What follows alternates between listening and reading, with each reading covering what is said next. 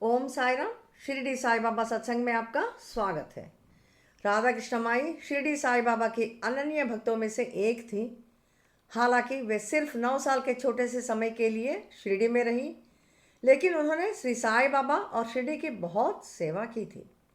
फिर भी साई बाबा उन्हें अक्सर डांटते थे, उन पर पत्थर फेंकते थे और उन्हें अपने सामने ना आने की चेतावनी देते थे।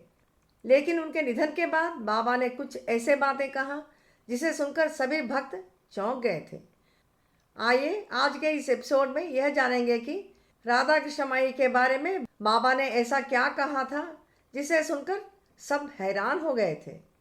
इस विषय को मैंने श्री शिरडी साईनाथ भागवतम के अध्याय 21 से लिया है। एक दिन बाबा अपने भक्तों के साथ द्वारका माई में बैठे रहते हैं।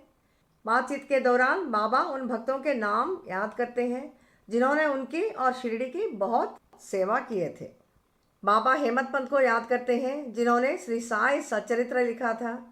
काका साहेब दीक्षित को याद करते हैं जिन्होंने दीक्षितवाड़ा बनवाया, और हरविनायक साठे को याद करते हैं जिन्होंने साठेवाड़ा को बनवाया था। साथ साथ बाबा प्यार से राधा कृष्ण माई का भी नाम लेते हैं। उस समय द्वारका माई में मौजूद सभी लोग बाबा को इतने प्यार से राधा कृष्ण माई का नाम लेते सुनकर हैरान हो जाते हैं। भक्तों में से एक जो है लक्ष्मीबाई शिंदे बाबा से पूछती हैं, जब राधा कृष्ण माई जिंदा थी तो आप उन्हें डांटते थे, उन पर पत्थर फेंकते थे और उन्हें अपने सामने ना आने के लिए कहते थे, तो बाबा अब आप उनका नाम इतने प्यार से क्यों ले रहे हैं? बाबा, उनके प्रति आपके बुरे बर्ताव के कारण मैं भी उनका अपमान करती गई, बदतमीजी से पेश आने लगी। जो खाना आप मुझे उन्हें देने के लिए देते थे मैं बड़ी लापरवाही से खिड़की से फेंकती थी बाबा। इसके जवाब में बाबा कहते हैं, हाँ लक्ष्मी, वह मेरी सबसे प्यारी भक्तों में से एक है। फिर बाबा ने समझाया, मैं किसी से नफरत नहीं करता। जो भी मेरे पास आते हैं उनमें कोई ना कोई कमी होती है। लोग मेरे पास अहंकार और अज्ञान जैसी कई बुराइयों के साथ आते हैं। कुछ मुझ पर विश्वास करते हैं और कुछ नहीं। फिर भी मैं अपना प्यार सबके साथ बराबर बांटता हूँ। मैं माई के लिए खाना और कपड़ा भेजता रहा।